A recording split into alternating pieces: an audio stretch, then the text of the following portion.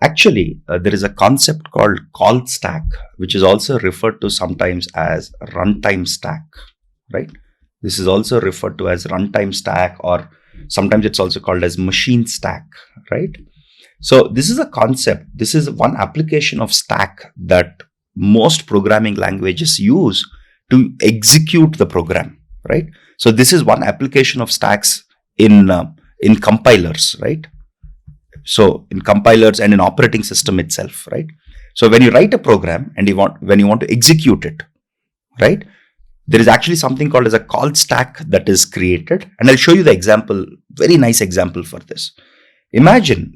So it's better to understand it with an example so that you'll be able to better appreciate it. Imagine I have a simple program like this. I have a program called factorial. I'm just writing some pseudocode for it. Imagine I have a program called factorial, simple function called factorial. And the logic for it is very simple. If n is equal to 1, you return 1, right? Because 1 factorial is 1, right? Else, you return. This is a very, very simple recursion. Otherwise, you return n multiplied by factorial of n minus 1, right? Very simple program, nothing very fancy here. Let's assume I have a recursive function like this, right? The call stack is extremely useful for recursive functions. Why is it a recursive function? Because I'm calling this function again within itself, right? Now imagine when I execute this whole function, let's assume I call factorial 5. I say print factorial 5. What happens internally? Let's try to understand that logic first, right? So when I call factorial 5, what happens internally? Let's go through the flow. Okay. If n equals to 1, that's not the case. So we go to the else case, return n into factorial n minus 1, right? So n minus 1, let me write it clearly. Okay. So what happens here when I'm computing factorial of 5, the result of factorial of 5 is nothing but 5 multiplied by factorial of 4. And I still don't have this value. I don't have the value of factorial of 4, right? So at runtime, you need to now go and find out what is factorial 4, right? So now factorial 4 basically means this function is again called with n equals to 4, right? Now what happens? Again, if n equals to 1, that is not the case. Else return n into factorial n minus 1. So this becomes 4 into factorial of 3. Now again, factorial of 3 is again further broken down into 3 into factorial of 2. Now 2 is again further broken into factorial of 2 into factorial of 1. Now when n equals to 1, look at this. Look at how many times I have called this function. If you notice, we started off with factorial 5. We only called once. But because of this recursive nature of things, the factorial function got called 4 more times, right? If I pass n here, the factorial function got called n minus 1 times. Finally, when factorial 1 is called with n equals to 1, then this part of it would get executed and say if n equals to 1, return 1. So this will return, this is equal to 1. When this returns 1, right, I start multiplying 2 into 1. So that becomes 2. So this part, okay, let me change the color here. So when this becomes 1, 2 into 1, you get 2. This 2 gets passed back here, right? 2 into 3, 6. That 6 will get passed back here, right? 2 got passed back here. This 1 got passed back here. So 4 into 6, right? 24. So 24 got passed back here, right? 24 into 5, 120. 120 got passed back here. And finally, I'll print 120, right? So if you notice what is happening here is factorial 5 called 4, 3, 2, 1, and the results have been moving upwards, right? So this is how actually the execution of a simple recursive function like factorial works. But to make it work in a computer, we have something called as a call stack or a runtime stack. Let me explain you how that works internally. This is all logical. We have understood logically how this works. But how does it actually work within the computer? Right? At runtime, when we actually call factorial 5, how does the whole thing work? So let's go and understand that. For that, Okay, let's take a simple example, right? Your factorial 5 itself, right? So what happens is, on your machine, there is a stack that is created. Okay, there is a stack that is created.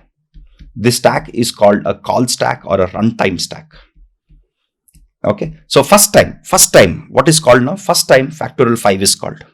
Okay, so I have a function with n equals to 5 that is called first time, right? So in the call stack, because I'm calling again the factorial function with 4, what the runtime engine does, right? At runtime, when this programming is being executed, what it does is it pushes this information that we called factorial 4 from inside factorial 5. Okay, it pushes that information. So in the call stack, it pushes one frame of information. This is called a frame of information. In this frame of information, multiple things will be stored. One thing that will be stored here is that we called the next function from factorial 5, and the result of this factorial 5 is 5 into the result that I would get from the next function. Now what is the next function?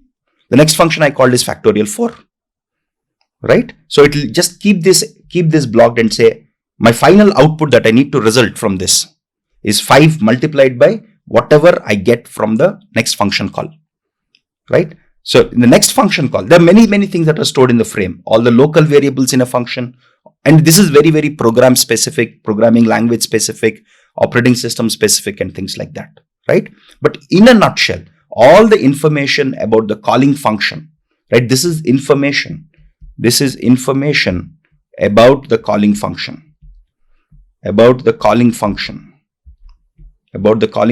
is stored in this frame.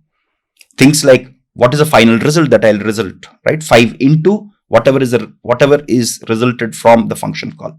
So next thing that I call, right? Because from this, so this is equal to 5 into the result that I'll compute. And this result has to come from calling factorial 4, right? Now when I'm computing factorial 4, I go back into the same issue, right? Again, I'll create one more item on the call stack, or one more frame, as it is referred to as, where I'll say the function that I'm calling is factorial 4, and the result of factorial 4 is 4 multiplied by whatever is resulted from the next function call. So the next function call is factorial of 3, and its resultant is 3 multiplied by whatever it is calling, right? So this call stack keeps growing. So because I'm calling, look at how the call stack is built. Because I'm calling factorial 4 from within factorial 5, factorial 4 is pushed on top of factorial 5, right? My first function is factorial 5, which calls factorial 4, which calls factorial 3. So which will again call factorial 2, which will be 2 multiplied by whatever the above function returns. This stack is fairly large. Okay, now this calls factorial 1. Now factorial 1 returns 1, right? So if you look at this, the way we have stacked it up is, whenever a function calls another function, I basically place it on top of this function. So whenever a function is called for the very first time, so let's assume first I call factorial once, okay? As soon as a function is called, it is placed onto the call stack. So this is my call stack or runtime stack. As soon as a function is called, all of its information is stored in one frame of the call stack. Now, if this function calls another function, right, with different parameter values, or it could call a completely different function also. This factorial, if it is calling some other function also, it will do that, right? So now the result of this is dependent on the result of this. So you're pushing onto the stack. Whenever a function is called, you push onto the stack. So from factorial 5, I've called factorial 4. So factorial 4 is pushed on top of factorial 5, and so on and so forth. Finally, when I have to evaluate, remember, finally, how does the whole thing set in place? That's very, very important to understand. How does the whole thing fit into place, right? When you have factorial 5 here, so you kept building up this runtime stack. Finally, this returns 1. When this returns 1, you pop this, because it's not calling any other function. Because factorial 1 is not calling any other function and it's returning 1. This returned value needs to be filled here. When you fill in that returned value here, there is nothing else that this function is calling. So you again start coming backwards like this. You again start moving backwards like this, right? And to keep track of which function called another function, we keep a call stack. So in a nutshell, a call stack basically is storing information about which function is calling other function, and if this function called this function, how would the resultant of this function be applied into this function? And all the info about the calling function is stored on the frame, and also the called function, right? So in a nutshell, all this is possible using a stack. Actually, most programming languages, be it C, C++, Java, Python, all the modern programming languages use a function called stack. Okay, so imagine if I have a case like this. Let's take another example, right? Imagine I have a function like this f, which is calling another function g, right? And let's assume I have a function g which calls another function, let's say h. Okay, let's assume I have another function h which calls another function k. How does the call stack work now? Okay, and I have a function k which does not call any other function, right? Now the call stack works like this. First, I'm going to process my function f. See, it need not only be for the key thing is call stack is not only used for recursion, it's used everywhere. Okay, we learn far more about call stack when we learn compiler design, right? Where we actually learn how call stack works, how programs are executed, what is actually stored in the frame. So all those details we learn when we learn compiler design, right? For now, I'm trying to simplify it without going too much into language and compiler specific details. So call stack is used even when there is no recursion. Here there is no recursion. F calls G, G calls H, H calls K, K doesn't call anything. So when F calls G, what do? I place F onto my call stack, right? Because F is calling G, I'll place G on top of my F. Because whatever is the result of G, I'm going to use it within F, right? Now when I go to G, my G is calling H. And whatever is the result of H would be used within G. So which means H would be placed on top of G, right? Now when I'm executing H, right, I internally call K, which means whatever is the result of K would be used within H. So K would be here. Now K is not calling any other function.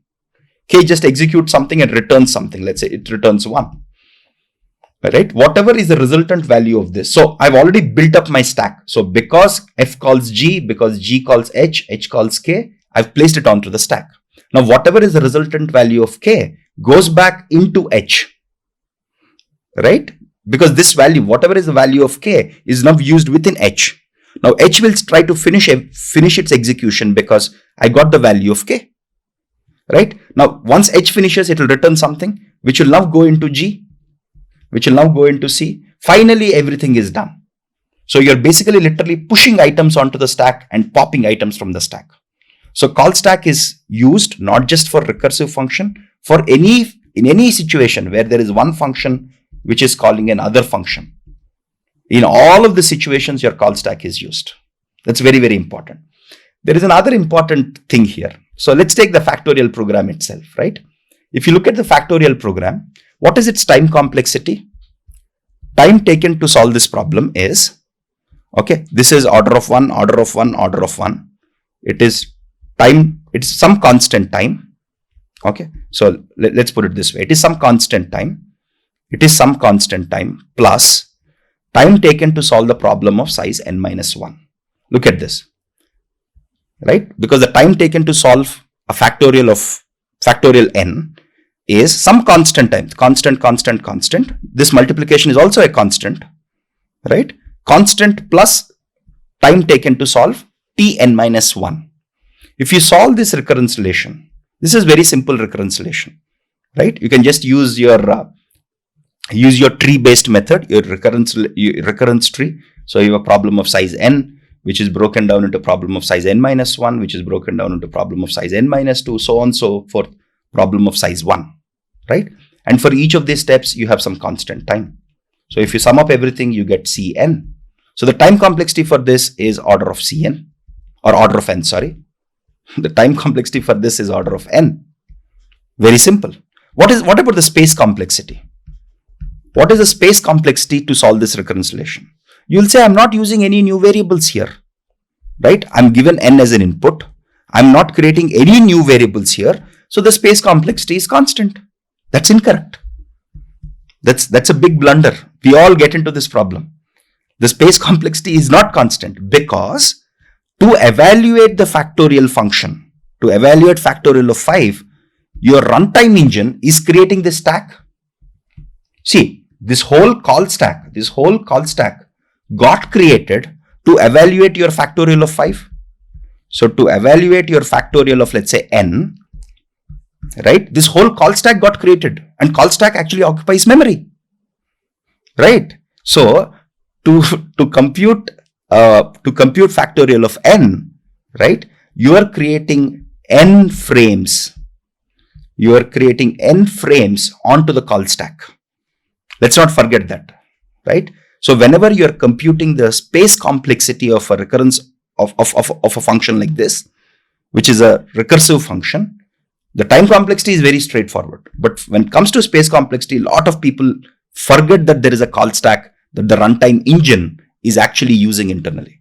So here, to compute factorial n, because the call stack keeps calling factorial n minus 1, factorial n minus 1, so on till the time I get factorial 1, there are n frames created. And let's assume each frame takes up some constant space, right? So the space complexity to solve this for this function, for factorial n, if you write a recurrence relation like this, right? If you write a recursive function like this, your space complexity is actually order of n, and it's not a constant because of call stack,